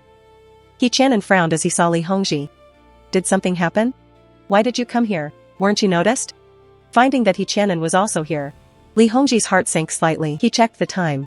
I originally went to the inpatient department to find Yang Lin. They said you were an outpatient, so I came looking for you. Something came up suddenly. Li Hongji saw that there was another person in the room, looking a bit familiar. Hello, Dr. Li. Thank you for helping me leave the hospital last night. I stood up. I recognized this man. He was the doctor who helped me last night. Hearing my words, Li Hongji then remembered who I was. Hello. No need to thank me. If you want to thank someone, thank him. He told me to go. Li Hongji pointed at Yang Lin. Please, have a seat here. I gestured to Yang Lin. Please, sit here. I stepped aside and pointed to the chair next to me. I then looked at the others. Should I go out for a walk? He Chanin shook his head. Sit here. No need to go out. Hearing this, I walked to the side and sat down. Li Hongji looked at Yang Lin. Yang Lin smiled and nodded, signaling him to sit down. I discovered something. The three men, Li Hongji and the others, huddled together, talking about things in low voices. I was very sensible. While they were talking, I put on my headphones to listen to music and browsed my phone, not listening to what they were saying. I've understood a truth since I was little. Curiosity killed the cat. Yang Lin glanced at me, noticing I was wearing headphones, and was completely oblivious to what was happening over here. A flicker of a smile crossed his eyes. He Chanin looked at Li Hongji, his face full of disapproval. You're too trusting. Didn't I tell you before? Don't disclose everything to anyone. Li Hongji rubbed his nose. I felt that anesthesiologist was a good person, so Yang Lin also shook his head in strong disapproval. Then do you think I'm a good person? Li Hongji glanced at him, looking away in disgust. Yang Lin laughed in frustration. In the eyes of my patients, I am a very good person. Everyone I've dealt with says I'm a good person. Yang Lin called out in my direction. I was listening to music. Li Hongji was closest to me. He leaned over and reached out his arm to lightly pat my shoulder. The moment Li Hongji touched my shoulder, that familiar feeling returned. My body went stiff, and I looked at the images before me in horror. In the vision, this Dr. Li was tied to an operating table. Around him was a group of doctors in white coats. Every one of them was looking at him with malice. Then, a person in blue surgical scrubs arrived, holding a long needle tray. The person in blue scrubs held a long syringe. Under Li Hongji's terrified gaze, they injected a liquid into his body. As the liquid was injected, Li Hongji gradually fell into a coma. The final scene showed Li Hongji covered with a white sheet, seemingly dead. After seeing these images, I suddenly looked up at Li Hongji. Li Hongji looked at me, showing a mix of alarm and sympathy. He didn't know what this meant. He pulled his hand back. He called you. I only gave you a light pat. It wasn't hard, right? Seeing my expression, He Chanin put down what he was holding, staring at me. Did you see something? I nodded. Yang Lin looked at Li Hongji, then back at He Chanin. The two exchanged a glance. According to what she said just now, everything she sees is something bad. Then Hongji, I looked at Li Hongji, my eyes flashing with pity. You're going to die. What on earth? Li Ji looked at me. Li Ji turned to Yang Lin, looking aggrieved. I really just patted her lightly. I didn't use much force. Why is she cursing me? Is this your friend? Does she have a problem here? Li Ji pointed to his head. Li Ji pointed to his head and asked Yang Lin if I had a problem there. However, at this moment, Yang Lin and He Chanin ignored him. They looked at me with solemn expressions, signaling me to continue. I looked at Li Ji and slowly said, I saw him tied to an operating table. A group of doctors were standing around him. Then a doctor in blue surgical scrubs injected him with something unknown. Initially, Li Ji was a bit angry, but hearing the rest, he froze. Li Ji stammered, A doctor in blue scrubs? Then he looked at He Chanin and Yang Lin. Li Ji looked at He Chanin and Yang Lin after that. Li Ji looked at He Chanin and Yang Lin, wondering if she was insane. However, he saw both He Chanin and Yang Lin looking back at him with heavy gazes. His heart began to pound wildly. Li Ji asked nervously, what does this mean? What's wrong with you guys? And what is she talking about? He Chanin pointed at me. He Chanin pointed at me and said to Li Ji, she can see bad things that will happen in the future. When you touched her just now, she saw what is about to happen to you. Listening to He Chanin, Li Ji looked at me in disbelief, then back at Yang Lin. Yang Lin nodded and said to Li Ji, a few days ago, I almost had my hand chopped off. It was her seeing the event beforehand that saved me. Li Ji's heart sank. He swallowed hard. Li Ji's voice was a bit hoarse as he quickly said, no, don't joke with me. He Chanin walked over and opened his phone. He Chanin opened his phone. ignoring Li Ji's reaction, and asked me, the people you just saw. How many appear in these photos? He Channon held up the phone. On the screen were photos of all the doctors at Ayer Hospital. I took the phone and looked through them carefully. I closed my eyes to recall again. I only pointed out one person. This person was the ophthalmologist who checked my eyes yesterday. I looked at Li Ji and said seriously, I need to touch him one more time. He Channon took a pen and noted the name of the doctor I just pointed out. Yang Lin nudged Li Ji, urging him, hurry up, put your hand on her shoulder. Li Ji was forced to stand up, putting his hand on my shoulder in confusion. He was currently in a total state of shock. He had never encountered anything like this. I closed my eyes. The vision this time was quite short. I looked at the people in the vision clearly, and pointed them out on the photos one by one. Seeing the people I pointed to, Li Ji was terrified inside. When they came out, seeing the people I pointed to, his heart was filled with horror. These were all the people they had been investigating. He Channon switched to another photo, and asked me, that person in blue clothes you mentioned, is he in this photo? I looked through them. I shook my head and said, no. He Channon continued to switch photos, but the person wasn't found even at the end. Yang Lin said softly to me, what did he look like? Can you describe him? I thought back. I said slowly, he wore a pair of black-framed glasses. Thin, with a high-bridged nose. Very thin lips. He Channon looked at me after hearing this. He Channon looked at me, and suddenly asked, you were a science student, weren't you? My eyes widened. I stared in surprise. Did you investigate that?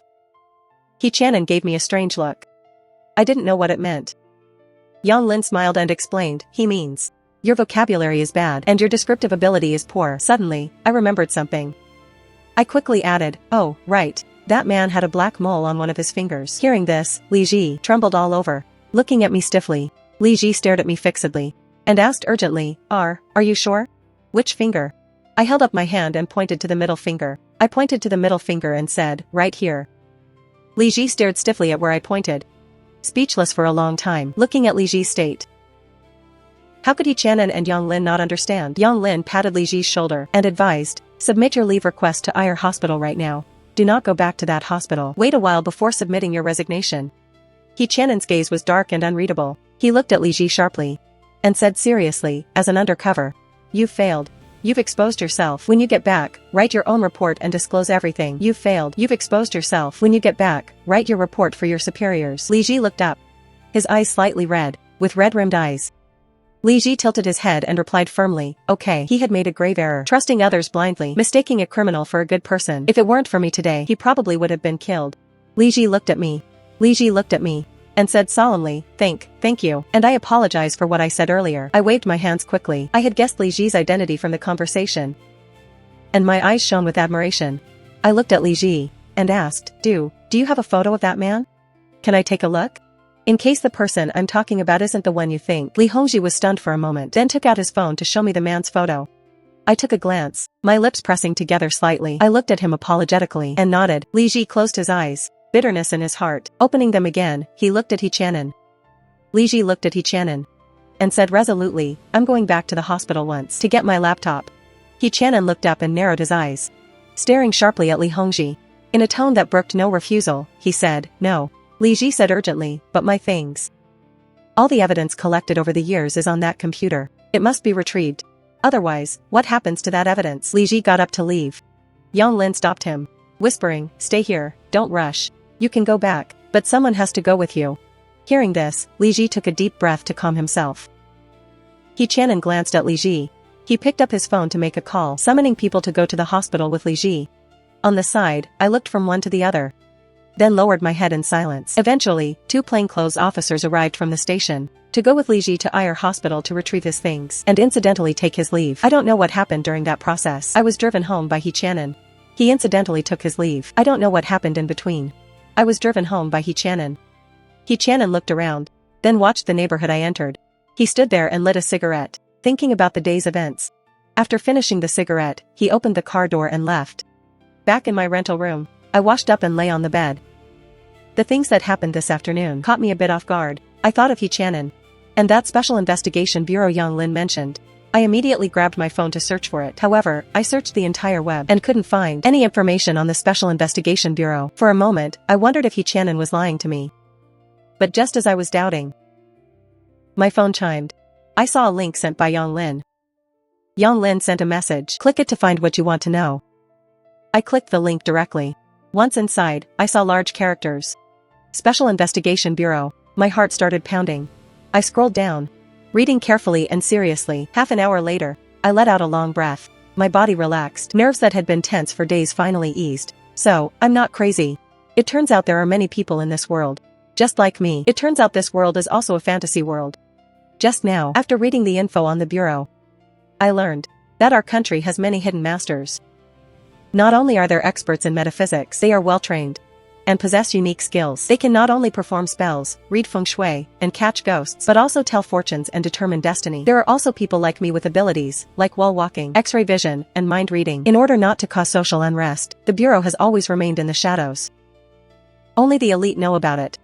A commoner like me would never know such a department even existed in the country. I didn't expect only the elite to know. A commoner like me had no idea such a department existed.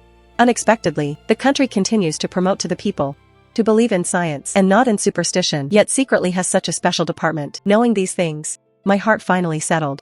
I was no longer afraid of being captured for dissection and research. The next morning, I got ready and set out for work full of energy. However, walking downstairs, I saw He-Chanon waiting there, though I didn't know how long. I looked at He-Chanon, wondering what he was waiting here for. Yesterday, I had already disclosed everything. I walked up to He-Chanon and asked in confusion, "Is there something else? I need to catch the bus." Seeing me come out, he gestured. He signaled me to come over. "I've already requested leave for you. Dixin, I reported your situation last night, so you need to come with me for an information registration." Hearing this, I had no choice but to leave with He-Chanon. The bureau's headquarters is in the capital. The director is named Dr. Chen. Age unknown.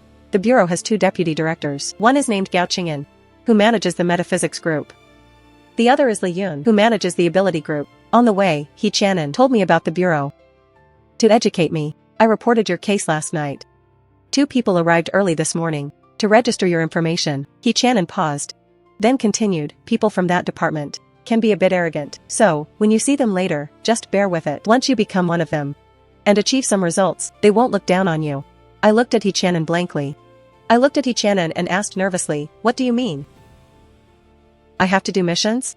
Can I choose not to? I don't know how to do anything. Wasn't it just to register information? I never said I wanted to join them." He-Chanon listened to my words. He understood my unease. After all, 5 days ago I was a normal person. Suddenly having a special ability, it unsettled the last 20 years of my life. After all, 5 days ago I was an ordinary person. Suddenly possessing special powers completely overturned 20+ years of life. It's natural to be unable to adapt suddenly. He-Chanon looked at me and explained, "You can discuss the details with them. But I think having the state's backing is better. At the very least, no matter what happens, the state will be your strong supporter."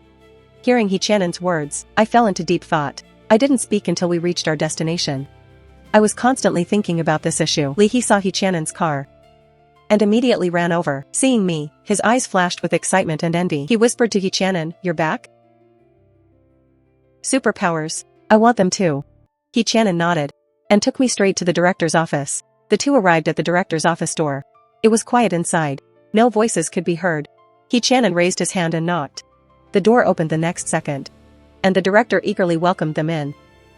"You finally came." The director wiped invisible sweat from his brow, feeling a sense of relief in his heart. If they hadn't come, he would have gone crazy. As soon as I entered the room, I saw 2 people sitting on the office sofa, a man and a woman, around 30 years old. Both had the same cold expression. They looked at me with critical and scrutinizing gazes. However, when they saw He-Chanon, surprise appeared in their eyes. The man quickly stood up and walked to He-Chanon, asking respectfully, "Why are you here?" The woman also stood up and approached. He-Chanon didn't say much, just nodded to them and sat to the side. Director Zhao quickly explained to them. "Chanon was just transferred to us in May." Shui Yuanyu listened and nodded in understanding. Then she looked at me. Shui Yuanyu looked at me and asked in a firm tone, "Are you Lin Xiaoyan?" I glanced at He-Chanon and then back. I nodded and answered, "Yes." At this moment, my hands were trembling slightly, and my heart was filled with extreme fear. No reason other than my social anxiety around strangers. My friends say I have social phobia, and I'm always trying to overcome it. Lu Lan pointed to the sofa, signaling me to sit down.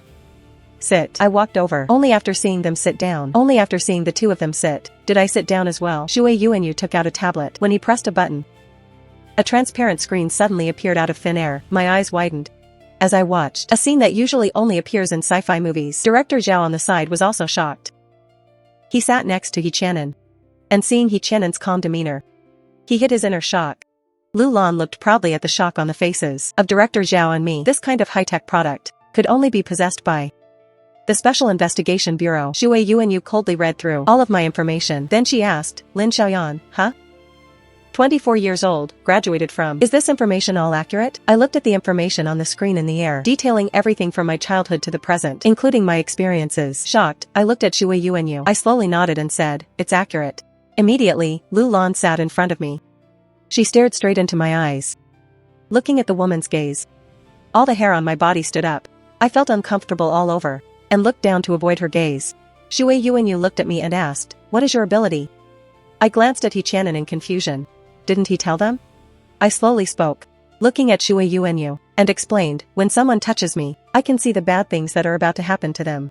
If nothing bad is going to happen to them, nothing happens.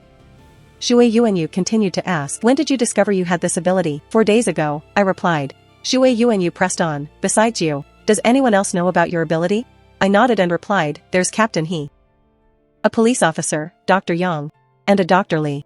Hearing that so many people knew, displeasure flashed in Shui Yuanyu's eyes. That people knew. Displeasure flashed in Shui Yuanyu's eyes. Shui Yuanyu looked at me and asked, through your ability, what have you done? He Tianan spoke up coldly from the side. He Tianan said coldly, she saved my cousin, the Dr. Yang Lin she just mentioned. She also saved a lady who was about to be murdered in her home by a delivery driver. And yesterday, one of our undercovers, the Dr. Li she mentioned, an informant for our station, she saw that the informant was exposed and about to be killed. In just a few sentences, He Tianan finished telling my story. Director Zhao on the side listened to all this. He looked at me with fervent eyes. It would be great if this person stayed in Haishur and remained with our police department. Shui Yuanyu glanced at Lu Lan, and Lu Lan nodded slightly. Then, the initial contempt in Shui Yuanyu's gaze vanished as she looked at me. So much had happened in just 4 days. And I had saved so many people. It could be said that I could bypass the trial period entirely. Shui Yuanyu looked at me and noticed that, although my gaze was somewhat evasive, my eyes were clear and my features looked very kind. She lowered her head and thought for a moment, then took out the agreement she had prepared earlier. Shui Yuanyu handed me the agreement and introduced it. This is the agreement to join the National Special Investigation Bureau. Once you sign this, you can enjoy national benefits. However, you must also sign a non-disclosure agreement. That is to say, any future events cannot be told to your family or your friends. Shui Yuanyu informed me of all the regulations. I looked at the agreement with a troubled expression. I looked at Shui Yuanyu, hesitated, and asked, I want to ask, is there any way to eliminate this ability? Is there any way to eliminate this ability? Shui Yuanyu, Lu Lan, He Tianan, and Director Zhao, everyone in the room was stunned by my words. Everyone looked at me in disbelief. Everyone in the world wishes they had special powers. Sci-fi movies make people's blood boil with excitement. So many people want to have superpowers, just like in the sci-fi movies. And now, someone was actually saying they didn't want this kind of special ability. Director Zhao clenched his fists, screaming in his heart, if you don't want it, I do. I want it. He Tianan snapped back to his senses and gave me a complex look, then looked away without saying a word. Shui Yuanyu looked at Lu Lan. Lu Lan sensed my inner feelings and realized that I truly didn't want it.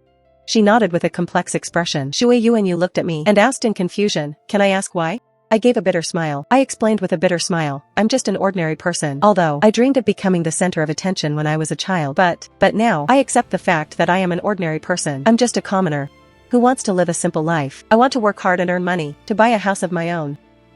A plain and simple life suits me. Lu Lan said with a hint of sarcasm, do you know how much it costs to buy a house in Jing City? You might not be able to afford it in your entire lifetime. House prices in Haishur aren't low either. I shook my head and said, the house prices in these cities are too high. I wouldn't dare dream of it. I'll buy one back in my hometown. In my hometown, it's currently 3,000 per square meter. For everyone present who were either rich or powerful, they had never thought that someone would reject this for a house. Shui Yuanyu cleared her throat. She solemnly introduced to me.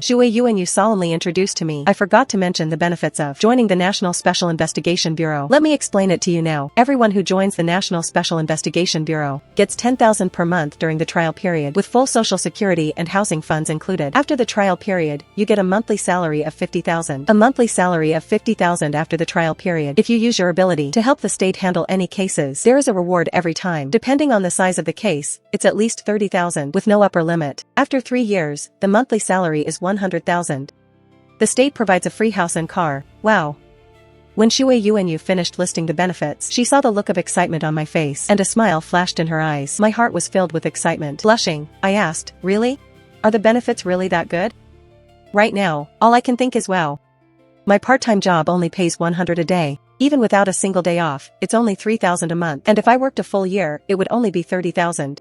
Now you're telling me it's 30,000 a month?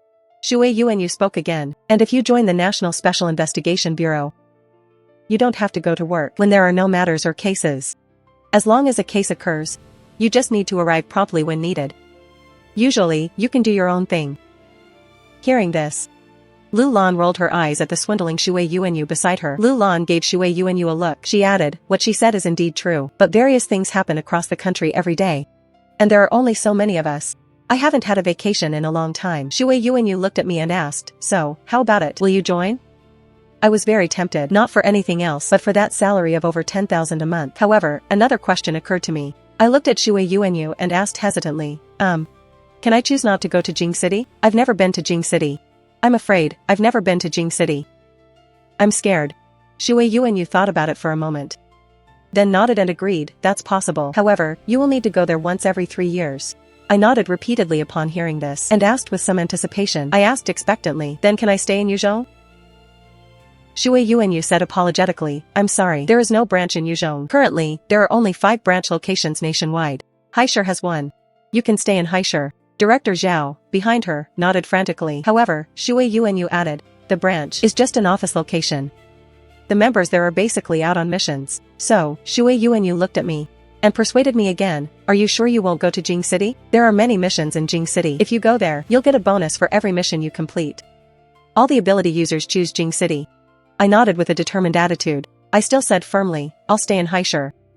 I am really afraid of going out. And afraid of strangers. When I took the university entrance exam, if there hadn't been a suitable university near my home, I wouldn't have come to Haishur. The cities I'm currently familiar with, besides Yuzhong, are Haishur. After all, I attended university here for 4 years. Shui Yuanyu looked at Lu Lan. Lu Lan nodded, and Shui Yuanyu looked at me and sighed. Shui Yuanyu said helplessly, fine, go to the Haishur branch this afternoon to handle the procedures. Since you've already saved 3 people, it counts as completing 3 missions, so your trial period is waived. Shui Yuanyu entered my data into the bureau system and had me sign the agreement. I signed my name on it. Finally, Shui Yuanyu looked at me and continued to urge, there are many missions in Jing City. If you go there, you'll get a bonus for every mission you complete. All the ability users choose Jing City. Are you sure?